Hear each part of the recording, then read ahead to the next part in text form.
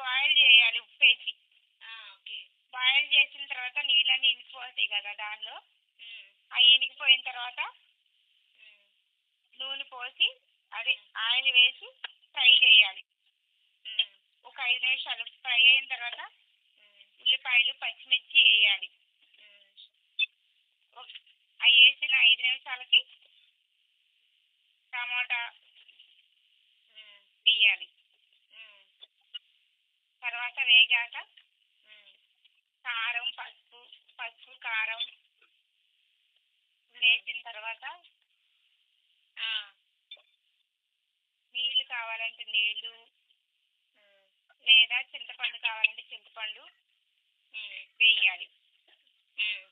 వేసిన తర్వాత అల్లం పేస్టు, గరం మసాలా వేయాలి దానికి సరిపడా. ఓకే.